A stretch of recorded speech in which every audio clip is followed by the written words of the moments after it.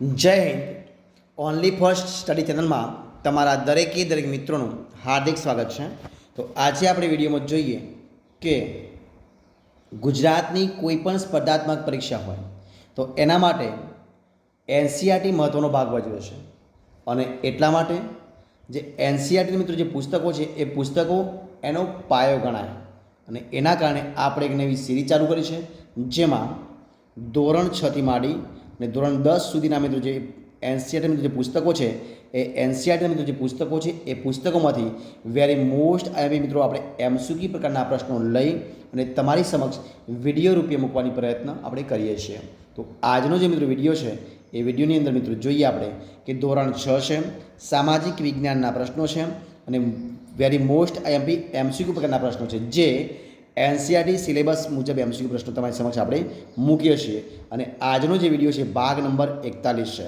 તો વિડીયો પૂરેપૂરો જોજો કે જેથી કરીને જ્યારે તમારી સમક્ષ કોઈ પણ સ્પર્ધાત્મક પરીક્ષા આવે તો એના માટે તમને વિડીયો ખૂબ જ મદદરૂપ થઈ શકે. આજના વિડીયોનો પ્રશ્ન નંબર 1 તમારી સમક્ષ છે. જોઈએ શું છે પ્રશ્ન. તો જો પ્રશ્ન છે કે નીચેનામાંથી કયો પર્વત ભારતમાં આવેલો અવશિષ્ટ પર્વતનું ઉદાહરણ છે. નીચેનામાંથી કયો પર્વત ભારતમાં આવેલા અવશિષ્ટ પર્વતનું ઉદાહરણ છે. તો મિત્રો આવશે ઉપરોક્ત તમામ જે મિત્રો પર્વતો છે એ પર્વતો અવશિષ્ટ પર્વતના ઉદાહરણો બનશે. જવાબ આવશે ઓપ્શન સી, મતલબ કે કયા કયા. તો અરવલ્લી પર્વત, નીલગિરી અને પારસનાથ જે મિત્રો પર્વતો છે એ પર્વતો અવશિષ્ટ પર્વતના ઉદાહરણો બન્યા છે. જોઈએ પ્રશ્ન આપણે આગળનો કે નીચેનામાંથી કયો વિકલ્પ ઉચ્ચ પ્રદેશમાં ભાગ દર્શાવે છે. તો જે મિત્રો ઉપરના જે તમામ જે છે ઉચ્ચ પ્રદેશો એ જે વિકલ્પો છે એ ઉચ્ચ પ્રદેશો ભાગ દર્શાવે છે. તો કયા કયા છે જોઈએ આપણે. તો આંતર પર્વતીય ઉચ્ચ પ્રદેશ, પર્વત પ્રાંતીય ઉચ્ચ પ્રદેશ અને ખંડીય ઉચ્ચ પ્રદેશ જે છે એ ઉચ્ચ પ્રદેશમાં આવતા વિકલ્પો જે છે તમામ ભાગ દર્શાવી. જવાબ આવશે ઉપરના તમામ. જોઈએ પ્રશ્ન આપણે બીજા નંબરનો. કયા મેદાન મોટે ભાગે ભૂમિખંડના કિનારે જોવા મળે છે. તો બી અને સી બંને, મતલબ કે કિનારાના મેદાન અને સંરચનાત્મક મેદાન જે છે મેદાન એ ભૂમિખંડના કિનારે જોવા મળે છે. જવાબ આવશે ઓપ્શન ડી જવાબ બનશે. જોઈએ પ્રશ્ન આપણે આગળ કે પેન્ટાગોનિયા જે ઉચ્ચ પ્રદેશ છે, પેન્ટાગોનિયા ઉચ્ચ પ્રદેશ કઈ જગ્યાએ આવેલો છે. તો પેન્ટાગોનિયા ઉચ્ચ પ્રદેશ જે છે એ દક્ષિણ અમેરિકામાં, કઈ જગ્યાએ દક્ષિણ અમેરિકામાં આવેલો છે. જવાબ આવશે ઓપ્શન ડી જવાબ બનશે દક્ષિણ અમેરિકા. જોઈએ પ્રશ્ન મિત્રો આપણે આગળનો જો કયો છે પ્રશ્ન. તો આગળનો પ્રશ્ન તમારી સમક્ષ છે કે પૃથ્વીના પોપડાની અંદર હલનચલનને કારણે શેની રચના થાય છે. તો પૃથ્વીના પોપડાની અંદર હલનચલનને કારણે ઉપરોક્ત તમામ બાબતની રચના થાય છે. જવાબ આવશે ઓપ્શન બી, એટલે કે પર્વતો બને છે, ફાટ ખીણ પણ થશે અને ઉચ્ચ પ્રદેશ પણ બની જાય છે. જોઈએ પ્રશ્ન આપણે આગળનો જો કયો છે પ્રશ્ન. તો પર્વતોની તળેટીમાં એક તરફ સીધો ઢોળાવ ધરાવતા ઉચ્ચ પ્રદેશને કયા નામે ઓળખવામાં આવે છે. તો પર્વતોની તળેટીમાં એક તરફ સીધો ઢોળાવ ધરાવતા ઉચ્ચ પ્રદેશને આપણે પર્વત પ્રાંતીય ઉચ્ચ પ્રદેશ તરીકે ઓળખીએ છીએ. જવાબ આવશે ઓપ્શન સી, પર્વત પ્રાંતીય ઉચ્ચ પ્રદેશ. જોઈએ પ્રશ્ન આપણે આગળ કે જ્યારે નિક્ષેપણના મેદાનોનું નિર્માણ સરોવરના કોપના કારણે થાય છે ત્યારે તે કયા નામથી ઓળખાય છે. તો જ્યારે નિક્ષેપણના મેદાનનું નિર્માણ સરોવરના કોપના કારણે થાય છે ત્યારે તે સરોવરના મેદાન તરીકે ઓળખાય છે. જવાબ આવશે ઓપ્શન એ, સરોવરના મેદાન તરીકે. જોઈએ પ્રશ્ન આપણે આગળ કે સમુદ્ર સપાટીથી લગભગ 900 મીટરથી વધુ ઊંચાઈ ધરાવતા તેમજ ઓછા કે તીવ્ર ઢોળાવ અથવા સોકડા શિખરો ધરાવતા વિસ્તારને શું કહેવાય છે. તો મિત્રો એને કહેવાય પર્વતો. ઓપ્શન ડી જવાબ આવશે, પર્વતો કહેવાય. ઓપ્શન ડી જવાબ બનશે પર્વતો. જોઈએ પ્રશ્ન આપણે આગળ કે સમુદ્ર સપાટીથી આશરે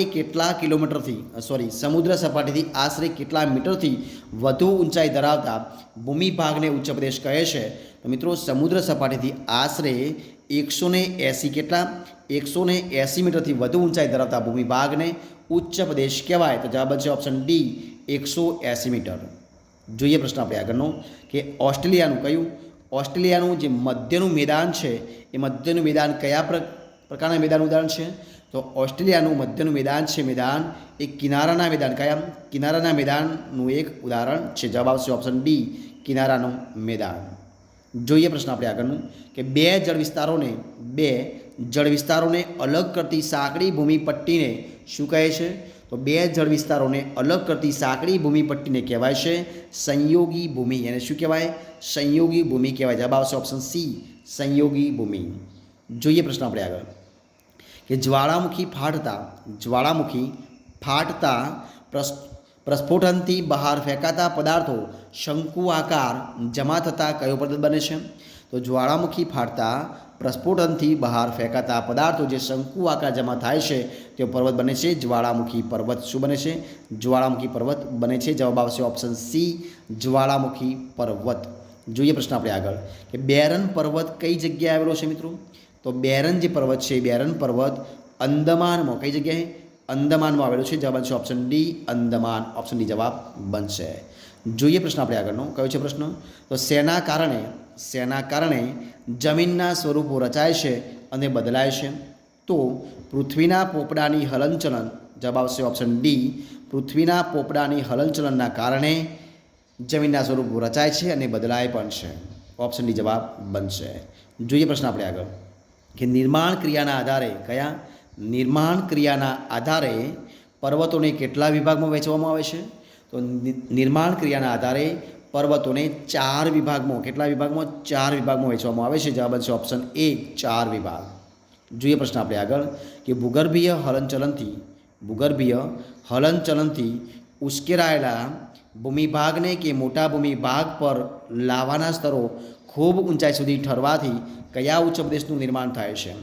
તો ભૂગર્ભીય હલનચલનથી ઉશ્કેરાયેલા ભૂમિભાગને કે મોટા ભૂમિભાગ પર લાવાના સ્તરો ખૂબ ઊંચાઈ સુધી ઠરવાથી એ ખંડીય ઉચ્ચ પ્રદેશ, કયા? ખંડીય ઉચ્ચ પ્રદેશનું નિર્માણ થાય છે. તો જવાબ આવશે ઓપ્શન ડી, ખંડીય ઉચ્ચ પ્રદેશ. જોઈએ પ્રશ્ન આપણે આગળ કયો છે પ્રશ્ન કે પ્રાચીન નક્કર ખડકના ઉચ્ચ પ્રદેશમાંથી કયા કિંમતી ખનિજ મળે છે? તો પ્રાચીન નક્કર ખડકના ઉચ્ચ પ્રદેશમાંથી ઉપરોક્ત તમામ મતલબ કે એ ઓપ્શન બનશે, એટલે કે મેગ્નેઝ, સોનું અને લોખંડ તમામ ચીજ વસ્તુઓ કે કિંમતી ખનિજો મળે છે. જવાબ આવશે ઓપ્શન એ, ઉપરોક્ત તમામ. જોઈએ પ્રશ્ન આપણે આગળ કયો છે પ્રશ્ન? નીલગિરી પર્વત કયા પર્વતનું એક ઉદાહરણ છે? તો નીલગિરી પર્વત છે, નીલગિરી પર્વત ખંડ પર્વતનું એક ઉદાહરણ બનશે. કયા ખંડ પર્વતનું ઉદાહરણ બનશે? જવાબ આવશે ઓપ્શન બી, ખંડ પર્વત. જોઈએ પ્રશ્ન આપણે આગળ કયો છે પ્રશ્ન? તો કયા મેદાનને પેની પ્લેન પણ કહે છે? તો જે ઘસારણના મેદાન છે, ઘસારણના મેદાનને પેની પ્લેન પણ કહે છે. જવાબ આવશે ઓપ્શન સી, ઘસારણના મેદાન. જોઈએ પ્રશ્ન આગળનો અને આ વિડીયોનો આપણે છેલ્લો પ્રશ્ન જોઈએ. આપણે જો શું છે પ્રશ્ન?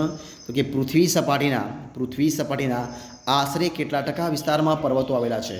તો પૃથ્વી સપાટીના આશરે 26% વિસ્તારમાં, કેટલા? 26% વિસ્તારમાં પર્વતો આવેલા છે. જવાબ આવશે ઓપ્શન સી, 26% વિસ્તારોમાં. તો મિત્રો અહીંયા આપણે જે 20 પ્રશ્નો મિત્રો આપણે વિડીયો બનાવ્યો છે એ વિડીયો અહીંયા આપણે સંપૂર્ણપણે પૂરો કરીએ છીએ. જો તમને મારો વિડીયો ગમ્યો હોય, પસંદ આવ્યો હોય, યુઝફુલ લાગ્યો હોય તો એને લાઇક કરો, કોમેન્ટ કરો, તમારા મિત્રોને વિડીયો શેર કરો અને છેલ્લે ચેનલમાં નવા હોય, ચેનલ સબસ્ક્રાઈબ ન કરી હોય તો ઓનલી ફોર સ્ટડી ચેનલને સબસ્ક્રાઈબ કરવા માટે વિનંતી છે. મારા વિડીયોને પહેલાંથી છેલ્લા સુધી જોવા માટે તમારા દરેક મિત્રોનો હું દિલથી ખૂબ આભાર માનું છું. આપણે ફરી મળીશું એક નવા વિડીયો સાથે, નવા ટોપિક સાથે. ત્યાં સુધી બની રહો. જય હિન્દ, જય ભારત, જય ગરવી ગુજરાત. Best of luck.